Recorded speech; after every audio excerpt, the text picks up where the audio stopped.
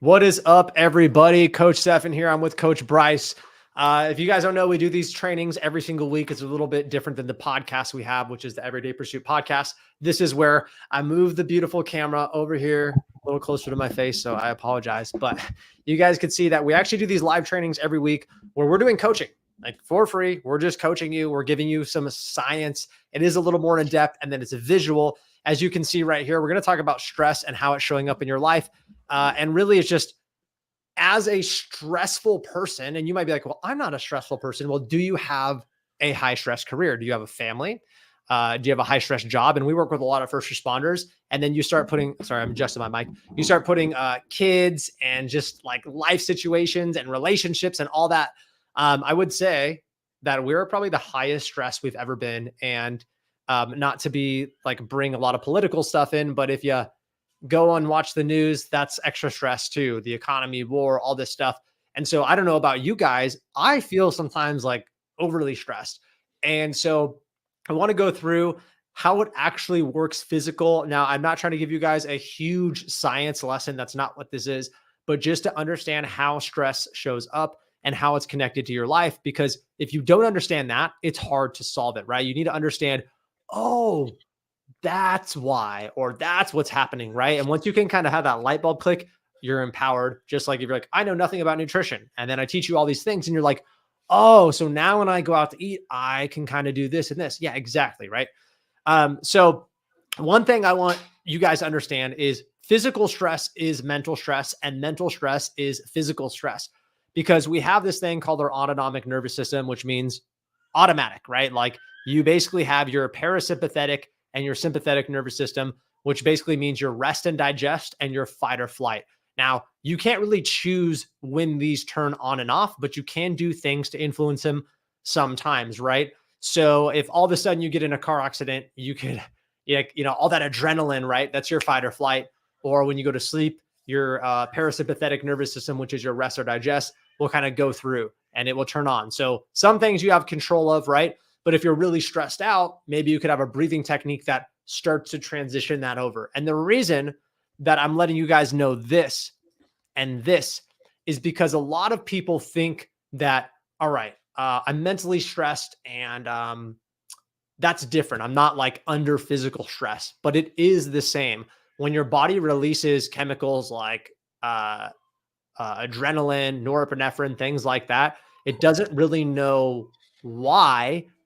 It just knows you're under duress, right? Like if you're being chased by an animal, or you have a deadline for work and you're afraid you're going to get fired. Literally, these same chemical, physical, mental things happen in your body. The running from a mountain lion might be heightened, but if you've ever been to a place where you're like, I'm going to have a freaking panic attack, I'm so stressed out, a lot of times that's not from being in physical danger, right? Like this person's going to kill me. That's from life stuff. I got the kids and a deadline and whatever, right? And I'm a pretty intense guy, as you could tell. So I deal with a lot of stress, and working with first responders, we deal with it. And I know, Bryce, you got to deal with it, right? You're the COO of a growing company. You got a family. Like you deal with stress. I have my own stress. And so it's teaching you guys kind of how that shows up in your life. And I want you to just take a second and I want you to ask yourself, like, how does stress show up in my life? Like, do I have bad sleep? Do I need caffeine all day? Do I feel like my heart's beating? Am I gaining weight? Am I tired? Like, what are some things that and you don't need to know every symptom, but like, what are some things that you would say? Bryce, I'm curious how you feel like stress shows up in your life. You know, it's interesting you bring this up, and you could tell me, exactly when this was, is whenever I was leaving for my trip to Korea. I was beyond stressed, and that was probably the most stressed I've ever been in my life. And I'm going to talk a lot more on the human behavior aspect of it all, because when you get stressed and you don't control it, you'll do things like I did, where I started not sleeping well. So I hit it as well as I could from Stefan, but I was waking up at I'd be going to bed at 9 or 10, but I was waking up at 2 or 3 in the morning, like stressed out of my mind. And I would go the entire day and I did that for 2 weeks. And A side effect was I lost some hair, but getting through that. Nonetheless, the things that happened throughout that week, I was super, super caffeine dependent. And it was for 2 weeks that happened. I was binge eating way more because I had no more self-control. My hunger levels spiked up a ton. Yeah. It's just a bad place to be in that regards. And then on top of that, I went to the gym less. And even when I did go to the gym, I was significantly weaker. And Yeah. so stress was the starting for me, which caused all these other problems in my life where basically was losing muscle, gaining body fat, losing hair, all this stuff. So this is why stress is such a big thing to me, and why it's important that we do control Yeah. it. Yeah. And when I was in college, because we both have our degrees in an exercise science based degree, and they talked about this, it was actually the most interesting. I loved this subject. I loved it. And they did studies on monkeys and baboons specifically to see like, what stress looks like in the animal kingdom. And because they're kind of like have tribes like humans and like pick on each other, it's really interesting.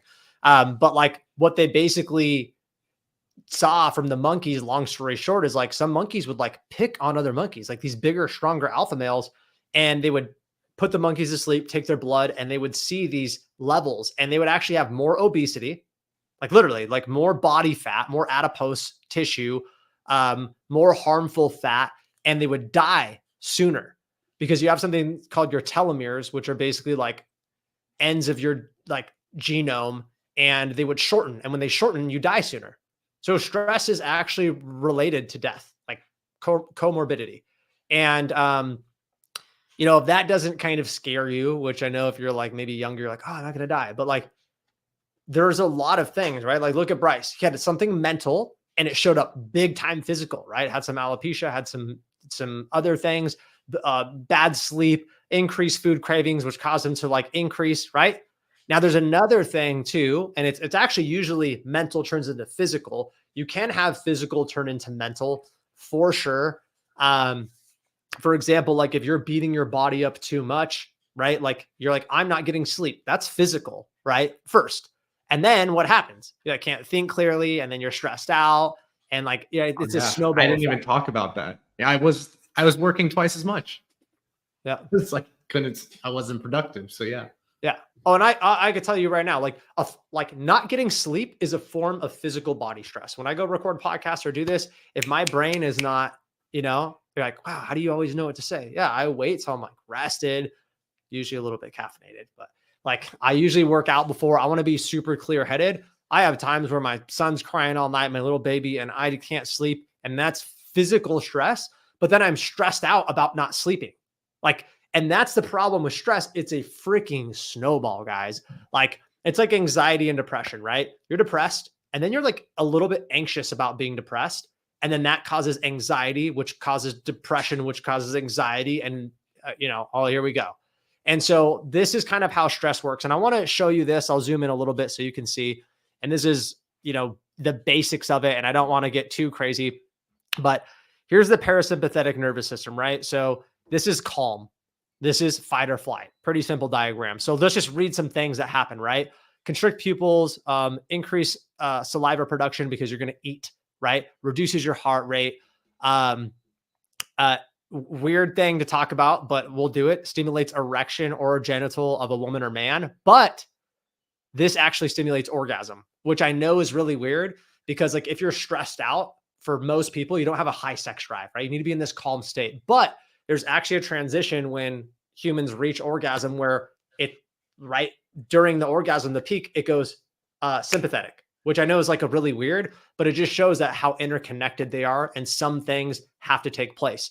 Now, I'm not going to go too far in the exercise because I don't want this to be a college course, but it's kind of cool that these things are super interconnected and one feeds the other, because what you're going to see is like some of this is good because you need a elevated heart rate, dilated, basically your lungs, inhibits saliva production because when you go exercise, you don't want the same things as this, right? So fight or flight is good, but let's just say you're in this constant state, right? Where you're stimulated the adrenal glands, right? That's why people feel like they need more caffeine, which caffeine does put you a little bit in the fight or flight.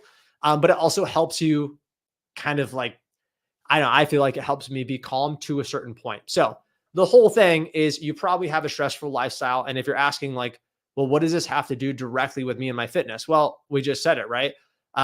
There's also something called glucocorticoids, which basically are like a stress. It's released by high cortisol levels, and it actually makes you crave sugar, fat, and salt. Well, what's in a lot of processed foods? A lot of sugar, fat, and salt. So having a stress response, I mean, Bryce just said it himself, right? He's a coach. He knows what to do. He has really good discipline, yet he was binge eating. Yet he was probably eating more sweets, like doing these things that it's really hard. And if you ever had like a couple nights where you don't have a lot of sleep, which is stress, which is this right here, okay? Which is this. It's really, really hard to be satisfied, satiety with your hunger. It's very hard to not have cravings of sugar, fat, and salt. And even when you eat, you're like, I just feel like not satisfied. So the ways, and don't worry, I'm not just going to tell you how bad stress is and then not give you guys action steps. The reason this is really hard is if your stress is too hard or too much, you won't actually have the results you want. Like imagine Bryce under that much stress, or me, or any of our clients, or you, and you're hitting your macros and you're working out. Because I'm sure Bryce maybe was, right? He's pretty close. But then you're gaining body fat and losing your hair, or even if it's not that extreme, you're gaining body fat and you feel like crap and you have low energy and you're not gaining any muscle. Like we've had that happen. In fact, one of my clients, I'll keep his name private, like really, really busy, has a business, going to school for his PhD, doing all this stuff. And he wasn't like, he was on point, all his training, all his nutrition, but he was so stressed out from his like job and being a small business owner and doing this, that he was doing everything. I'm talking about 99% accurate, one of the most compliant clients I've ever had. And he wasn't making any physical progress. He wasn't really getting fatter, but he should have been getting shredded. Nope. His body's like, I'm sorry. I'm not. I'm so much in this freak out mode all the time. So he didn't actually start losing weight till we reduced his training. Why? That's so crazy. Yeah. Well, because he was under a lot of stress, right? And although he wanted to train 5 or 6 days a week, that was almost counterproductive because that's going to get your sympathetic nervous system, right, to be even more active, which can inhibit fat loss. Why? Well, your body doesn't want to, it wants to hold on to things when you're in danger, right? Like it needs things. The way it's going to let go of like fat storage, and I mean, you'll burn through carbs if you're running and, doing stuff like that. But like, especially fat and oxidation usually happens in this. Like if you go on a run, for the most part, most people aren't burning fat storage. When you're burning it, when you go back and you're relaxing, you have these big, deep breath because it's an oxidative system. But if you can't get there, if you're always in this like anxiety mode, and look, you might say, well, what about medication? Look, I'm not a doctor. I'm not a psychiatrist. I'm not a therapist. I'm not any of those things. So that is so beyond my practice. I will say this. I have chosen, just a personal thing, not to be on medication. I've had people suggest that maybe I get an anxiety medication because I have a stressful lifestyle. Never really suffered with depression, but I will say that I am a normal person. And I think most people suffer with some type of anxiety and depression, not like clinical or, but just normal. And the biggest things that's helped me, I'll give you guys some action steps. And, this doesn't have to be for first responders. And some of these might seem basic, but just hold with me for this. Number one is exercise and movement. If you're having things happen chemically, right? These are all reactions that usually start chemically. You see the brain and then it moves down. See this? Okay. Cerebellum. So if you're having something chemically, I would want to combat it chemically. Why do you think people take medication? Do you know what that does? It's a chemical compound that you're taking and it changes your chemical compound in your brain. Fine, right? It's what depression, anxiety medication does. At least, I don't know if I'm wrong, but right. So my thing is, if you don't want to take medication, just for the people that don't, or you could still, even if you're on medication, you should do this in my opinion. But if you don't, your really only other option that I know is trying to change that, like physically doing something that's going to change it. Now you could do meditation. You could do all types of things. What I've found really helpful for me, and I hear this from a lot of our clients because we do check-ins with them. And Bryce, you could touch on this too, where we ask them like, you ask your clients how their stress level was, right? all the time. And Everything. you brought up your one client about how whenever you decrease the training volume, there was the same thing. I remember working with a client and I was like, I think you should train less. And he was so adamant about it. No, I have to do Mhm. it. And then Mhm. sure enough, work and life got in the way from his training. And he only worked out like 2 times for like 3 weeks in a row. And he lost like 5 pounds. I'm like, what do you know? Yeah. Your body was happy. Nonetheless, in regards to the stress itself, with exercise, and I'm sure you're going to give some more actionable things, but one of the things that I love about exercise is it does release some good hormones and things that go on in your body, like dopamine, that help out with decreasing your stress and whatnot. But on top of that, when you get that movement in, it allows, or when you're exercising or doing movement, it gets your mind off of other things, the things that are Yeah. causing stress, which is a 100%. big reason why I'm a big proponent of daily activity, because otherwise I'll just be thinking about work all day. So Yeah. I need that Yeah. hour or so Yeah. just to like disconnect. Yeah, one of the biggest things I hear from a lot of people is like, this is my time. The gym is my space, my time. So it's a pull away. And it could be whatever. You can go on a walk. You don't have to go to the gym. I love the gym. It's my space, right? It is my mental health medication. It is my, and I mean, this is from what I hear from hundreds of clients we train, right? Like the gym is my mental health meds. That's what they say. That's like the sentence statement they say, right? Mm-hmm. And again, this isn't, you can take medication, whatever. I don't have anything against it, but like that's how I feel, because I know when I don't go to the gym, oh yeah, my stress, dude, ask my wife. Okay. I'm not probably a fun person to be around. So it's a regulatory thing for me. Right. So like you said, exercise and movement. Now it is hard to go to the gym if you have a lot of anxiety. My stepmom, love her to death, has really, really bad anxiety. She, and so I understand that, like, I've talked to people that have really bad, like, diagnosed anxiety, and it can be hard, like, to go to the gym because that can be an anxious thing. And so it is really hard. But I will say, in general, the things that are going to help is actually number 3. I know I'm going a little bit out of order, but I will say that, like, anxiety is like stress to me, right? Like, if you think about stress, it's anxiety. And what is anxiety?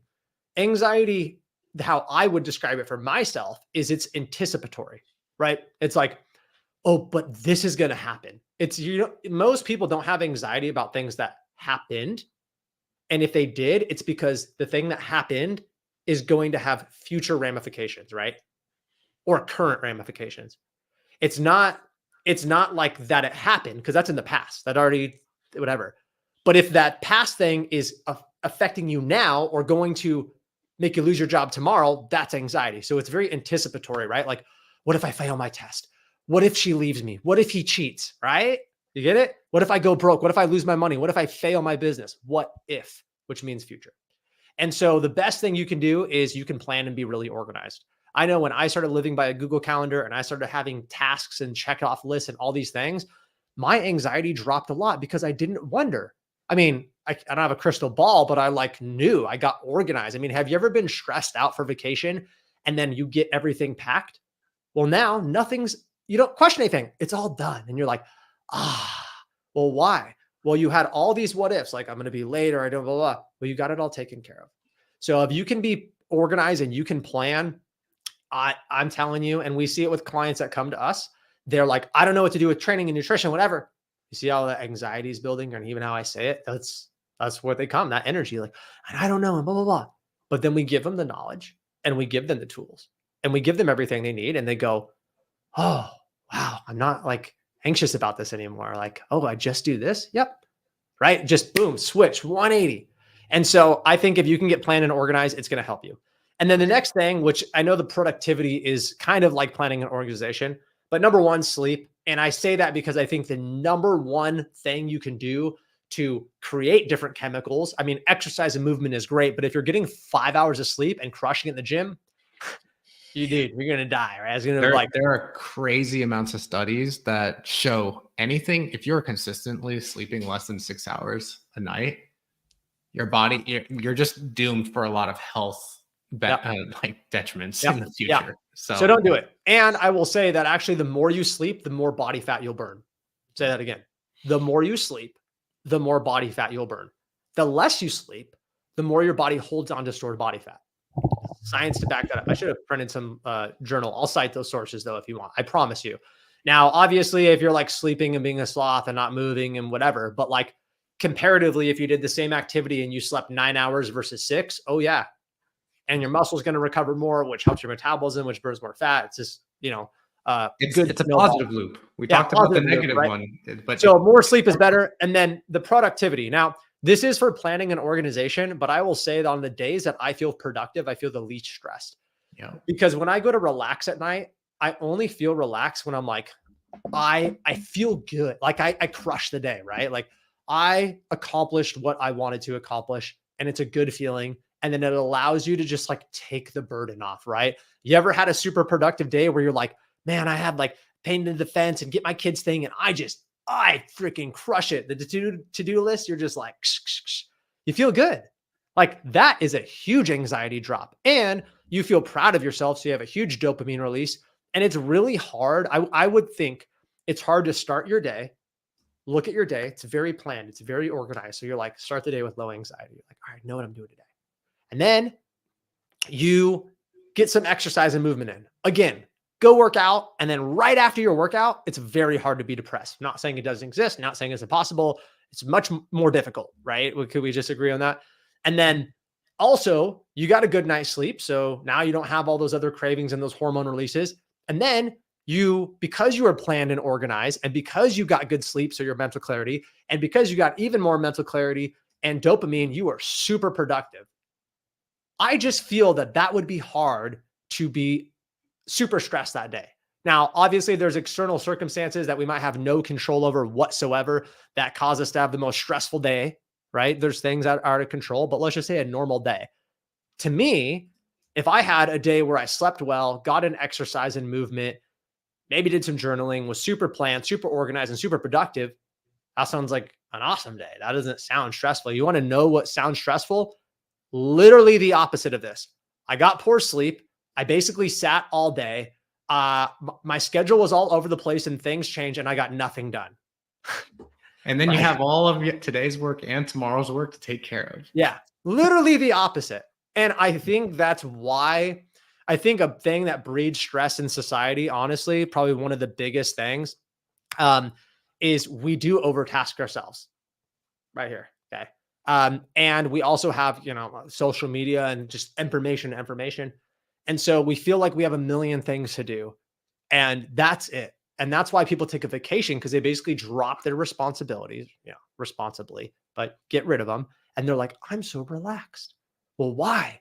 You don't have anything to do. And I know we can't just do that. I know we can't just like pull away, but the whole thing is if you can live your life like this, you'll be less stressed. I'm a testament to this. Okay. I've literally got way busier over the last 3 years as this business has grown. I also had a baby that's 3 months old and a 13-year-old and all these things, more employees, all this. But because I prioritize these things, this is my lowest. If you could tell, I got dark circles because sleep is really challenging for me.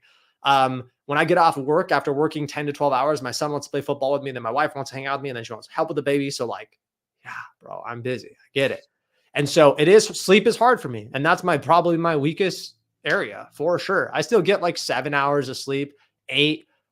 Sometimes I get 6. I could feel it though. Like, ooh, well, I don't like to get 6, but even that, like I might need more than that, right? I might need really, if you look at how much I do, I might need like 8 to 10, 9 to 10. I know you're like, there's no way. Well, why do you think I don't get 9 to 10?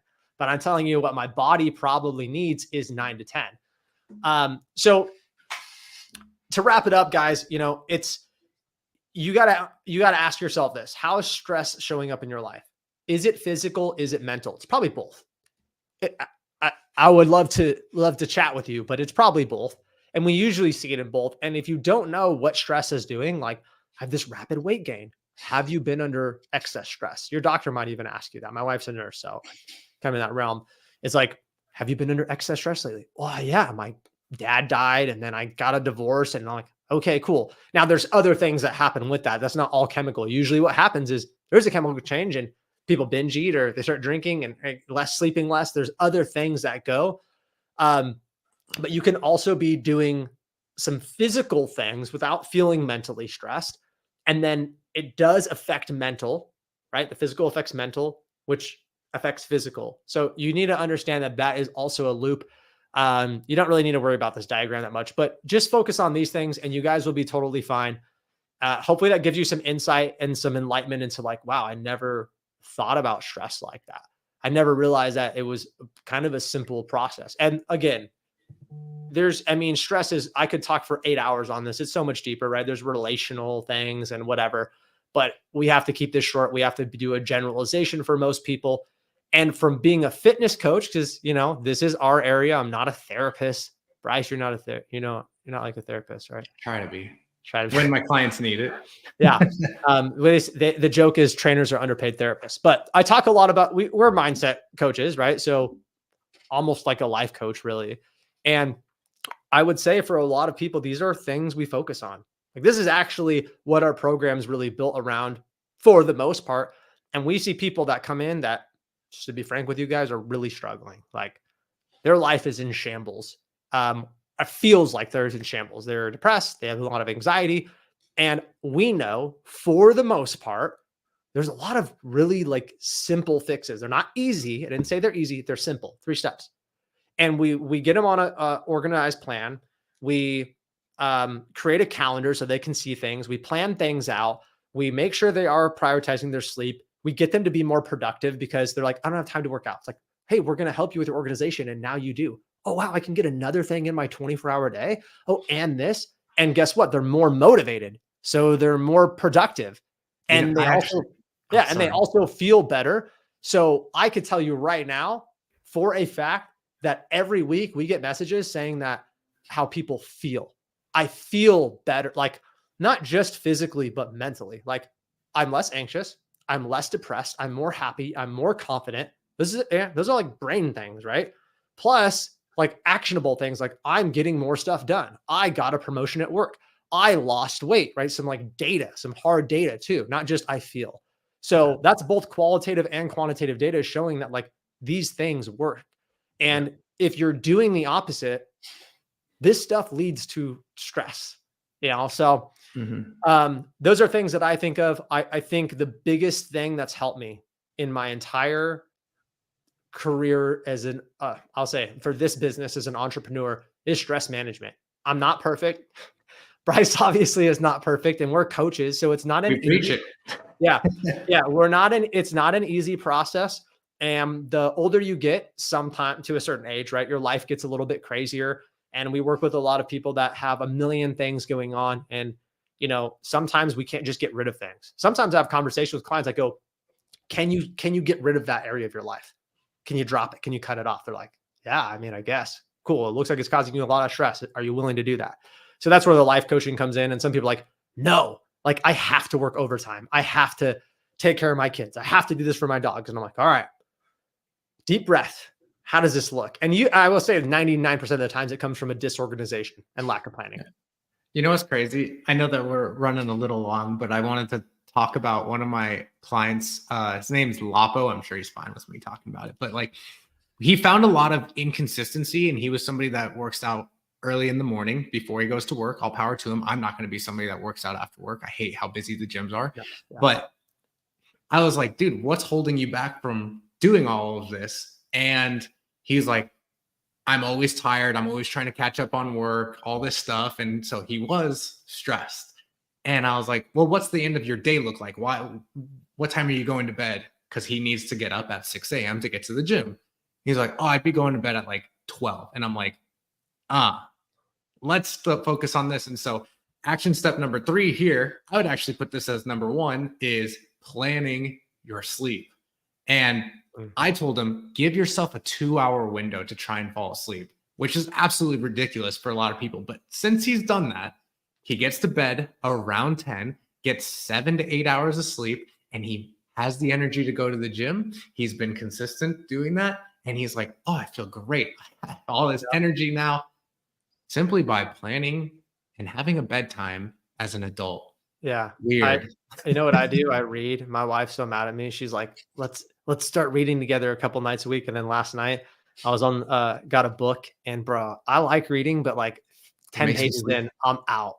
Dude, And she's like, I tell people that all the time. I'm like, find things that make you fall asleep. For me, I drop the air in the house. I take the dog. I have the same routine every single time. And when I get into bed, I put my phone at the lowest brightness setting and I read with the audiobook with the monotone guy talking. And it takes me 3 pages. And I'm like, okay, good night. yeah, I'm gone. yeah, yeah. No, So but yeah, I mean, that's a whole nother thing where you like, cut out screen time and blue light blockers and all this other thing. But yeah, yeah, I mean, yeah, and that does revolve around organization and planning, right? If you're sitting there and you're like, hey, I'm deciding to be an adult and have a freaking bedtime because I have a wake up time, but I don't have a bedtime, right? Maybe ask yourself that, like, do you have a time you have to wake up during the week? Yeah, because I have to go to work. Well, you should treat your bedtime like that. I know it's super weird, but like, I feel like and I'm guilty. Sometimes like little kids are like, oh, just another hour. Like my son's like, can I please stay up? Like you do that to yourself, right? Like, you should be in bed, but that you like push the boundaries every night. So when you're like crashing and you're having to live off caffeine and I see this a lot. People are like, oh, injecting the veins. And we like to make jokes of it, but like, also it's not good. I mean, that's what's causing a lot of these things. And you don't know until you know. I would bet a lot of money that if you prioritize your sleep and you did these things, you would also see some physical transformations. And we know because we literally do this with people. And we see that the fat that was stubborn doesn't become stubborn, and how they didn't have enough energy to go to the gym, they have energy, or they would go to the gym, but then like crash at 3 p.m. That's not really happening anymore. And if you're a first responder with a family, you gotta have some stress regulation. Like, it is essential. When I was in the military, I saw guys that went from stress to suicidal, right? Because, and I'm not saying that's all from stress and depression, but I think they're very intertwined. And I think it's like, I actually had one buddy that was very suicidal, and he was anxiety ridden like crazy. Not even that depressed. It was more like he couldn't handle the anxiety. And I believe that he probably had some chemical things. I know he was on medication. Also, though, this guy was like super disorganized. I don't know if it's a coincidence, but he was like, it just, and maybe it's from the anxiety and being scatterbrained or whatever, but like, I have a little bit of that. And I'm telling you right now, Bryce can attest, a little like ADHD and all over the place and intense. And so if I don't do these things, that gets worse. And it's a spiral downward. So I appreciate you guys. I know this training was a little bit longer, but it's good to just get this mindset working. And maybe you've, like, a lot of light bulbs have clicked. If you need help with this, you know where to find us. Hit us up. And this is kind of what we do with our clients, but just obviously done in like a more systematic matter. It's not a one-day fix. It's not a quick, like, oh, everything's just perfect. But over time, we see our clients implement this, and I've gotten better at it myself. I know Bryce has. It's a journey. So right on. cool. All right, guys, we'll see you next week. Thanks.